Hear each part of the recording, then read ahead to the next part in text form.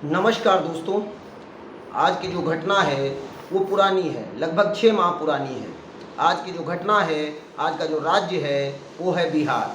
बिहार का पटना शहर के ही अंतर्गत एक थाना आता है फुलवारी शरीफ। फुलवारी शरीफ थाने के अंतर्गत झाड़ियों में 17 दिसंबर 2022 को एक लाश बरामद होती है। वहाँ से जब लोग निकल रहे थे, देखते हैं बदबू आ रही थी। झाड़ियों में जब जाते हैं तो एक लाश पड़ी होती है। पुलिस को सूचना दी जाती है, पुलिस घटनास्थल पर पहुंचती है। और जब पुलिस घटनास्थल पर पहुंचती है तो प्रथम दृष्टया यह देखती है कि लाश 3-4-5 दिन पुरानी है और उस पर चाकुओं से कई बार वार किए गए हैं, धारदार हथियार से वार किए गए हैं। जब वहाँ पर भीड़ इकट्ठा होने लगती है तो उसकी पहचान भी हो जाती है। उसकी पहचान फुलवारी शरीफ थाने के अंतर्गत ही रहने वाले राकेश के रूप में हो जाती है, जो वहाँ से थोड़ी ही दूरी पर रहता था और यहाँ अक्सर देखा जाता था।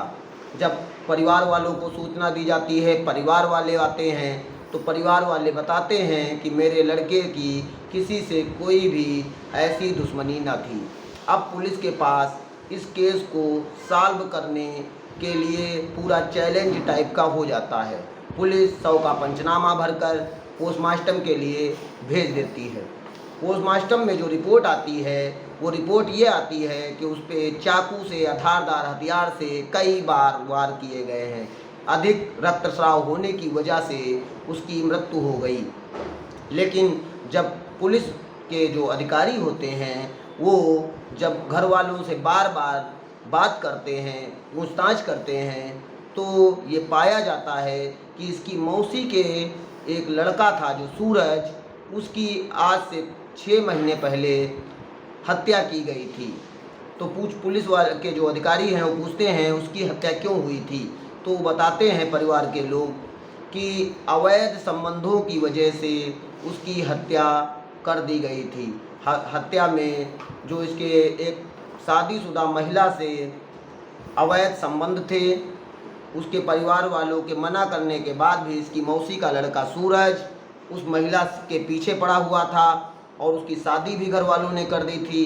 लेकिन वो कहीं ना कहीं उसको परेशान करता था, जिसकी वजह से सूरज की भी हत्या आज से कुछ समय पहले की गई है, जिसमें कन्हई और उसका पुत्र इस हत्याकांड के लिए जेल भी जा चुके हैं।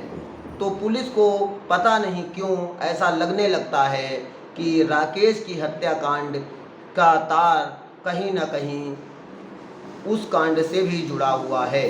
इसीलिए पुलिस एक तो वहाँ का जो डंप डाटा सर्विलांस टीम होती है वो लगाती है और इस केस को सॉल्व करने के लिए टीमों के माध्यम से, मुखबरों के माध्यम से और वहाँ का जो मोबाइल का डाटा है उसके माध्यम से केस को सॉल्व करने में लग जाती है। अलग अलग टीमें बनाई जाती हैं। ऐसे में पुलिस सूरज की मां को थाने बुलवाती है। तो जब सूरज की मां थाने आती है, जो मृतक की मौसी थी वो बार बार रो रही थी और रोकर बेहोश होकर गिर जा रही थी। लेकिन जब वो बेहोश होती थी तो फिर रोने लगती थी।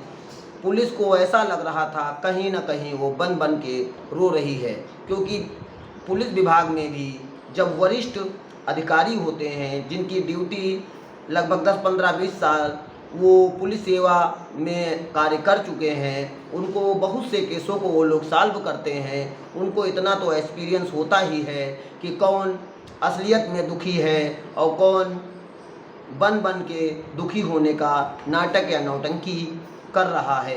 लेकिन जो उसकी मौसी थी बार बार ऐसे बेहोश हो रही थी, ऐसे रो रही थी, पुलिस वालों को कहीं ना कहीं वो संदिग्ध नज़र आने लगती है।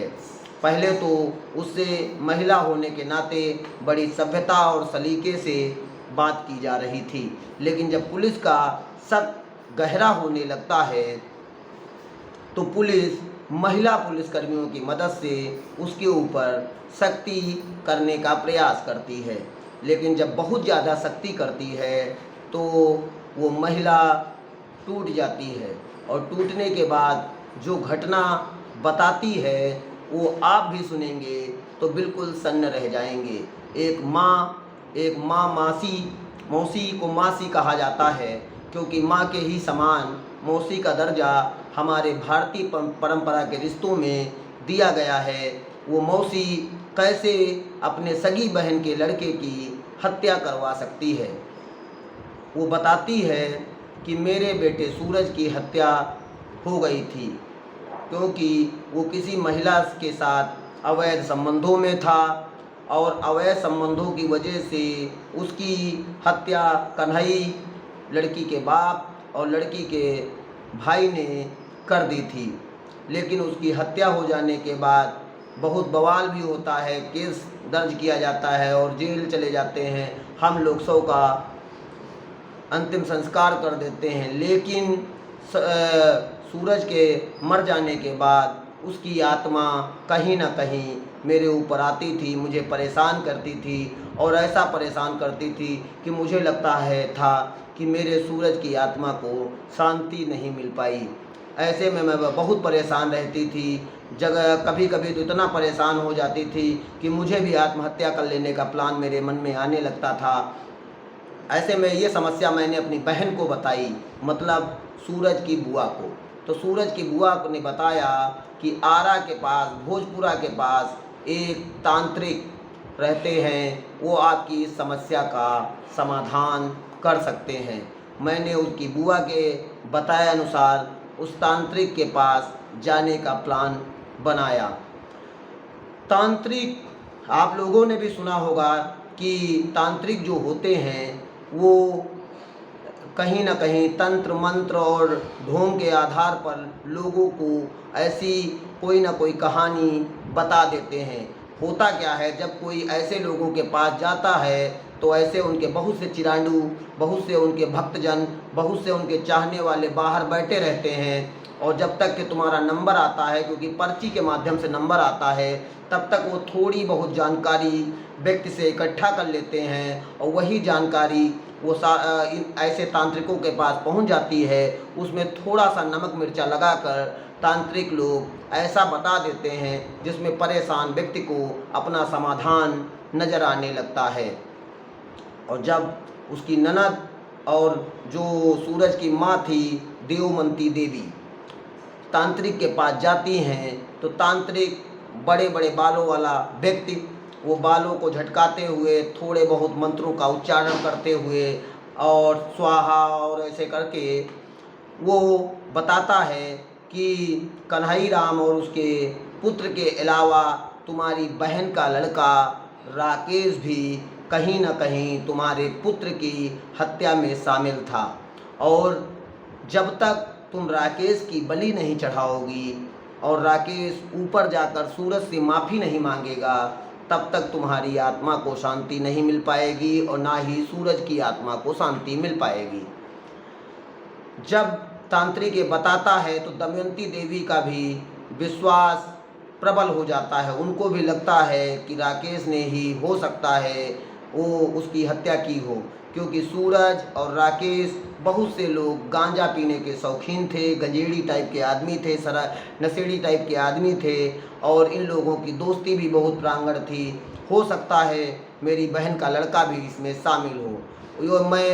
मुझे पूरा विश्वास हो जाता है, मुझे लगता है मेरे बेटे को शांति नहीं मिलेगी। इसलिए मैंने एक प्लान बनाया और प्लान बनाने के लिए मैंने उसमें 4 लोगों को 1.5 लाख रुपए में सुपारी दी। अमन, उमाशंकर, कन्हैया कुमार और रणधीर कुमार। पहले मैं अमन को सुपारी दी थी, तो पुलिस उससे पूछती है कि तुमने ये हत्या करने के लिए अमन को क्यों चुना, ये अमन कौन है? तो बताता है कि ये राकेश का ही दोस्त है, ये मेरी बहन के लड़के का ही दोस्त है।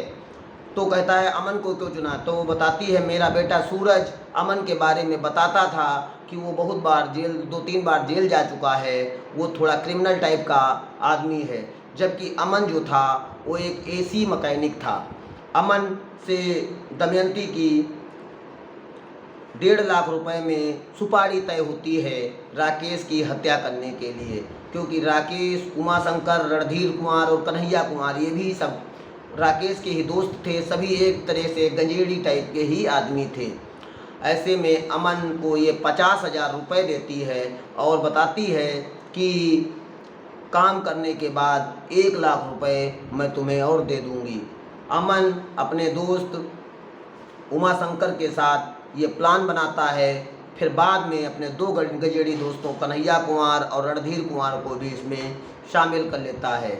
चारों वहीं पर जहाँ पर वो लाश बरामद हुई थी वहाँ से थोड़ी दूरी पर एक पुलिया है, उस पुलिया पर बैठकर राकेश को बुलाते हैं 13 तारीख को, और ये सभी लोग गांजा पीते हैं। और गांजा पीने के बाद जब नशा ज़्यादा हो जाता है तो ये लोग अपने प्लान के मुताबिक राकेश की चाकुओं से गोद कर हत्या कर देते हैं। हत्या कर देने के बाद लाश को झाड़ियों में पत्तों के सहारे छुपाकर वहां से फरार हो जाते हैं।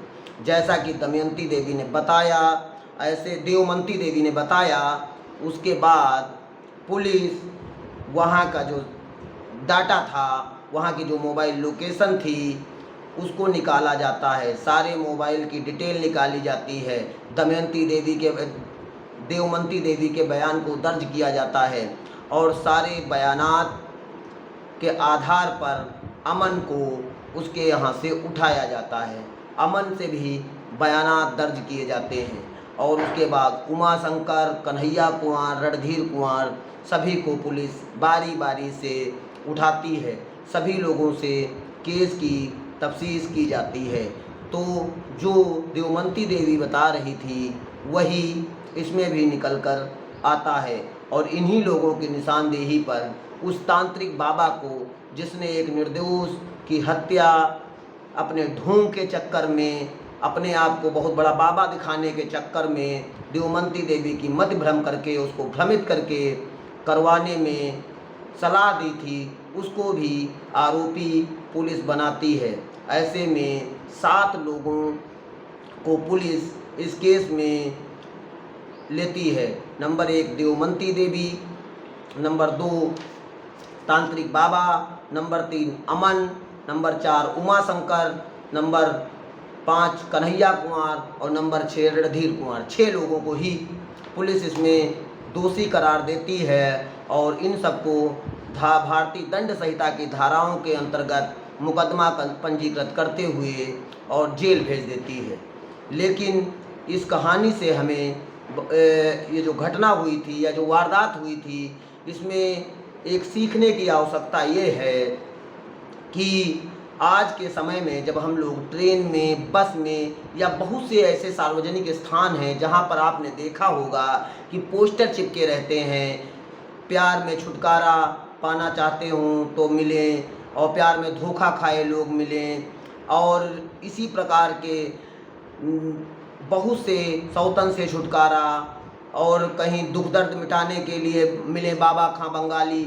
इस तरह के बहुत से तंत्र मंत्र करने वाले जो फकीर टाइप के लोग होते हैं, तांत्रिक टाइप के लोग होते हैं, ढोंगी टाइप के लोग होते हैं, ये लोग अपने पैसा कमाने के उद्देश्य से कहीं ना कहीं दूसरों को भी ऐसे भ्रमित मार्ग पर डाल देते हैं जिससे ऐसी हत्याएं या वारदातें हो जाती हैं। ऐसे तांत्रिकों से, ऐसे ढोंगी बाबाओं से बहुत ज़्यादा सावधान रहने की आवश्यकता है। जैसा कि इस केस में आपने देखा, एक निर्दोष व्यक्ति राकेश कुमार को उसकी सगी मौसी ने अपने बेटे की आत्मा की शांति के लिए 1.5 लाख की सुपारी देकर बलि चढ़वा दिया।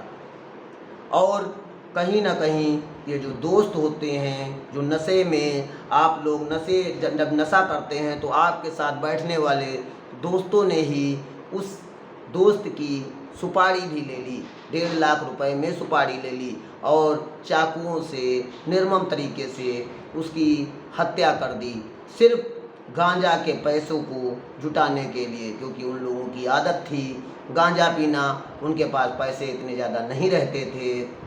ऐसे में उन लोगों ने हत्या कर दी। पुलिस ने वो चाकू भी बरामद कर लिया था और चाकू बरामद करने के बाद 2 मोटरसाइकिल भी इस हत्याकांड में शामिल थी, उनको बरामद कर लिया, जो कि साक्ष्य के तौर पर चार्जशीट जब फाइल की जाएगी तो उसमें इसको लगाया जाएगा।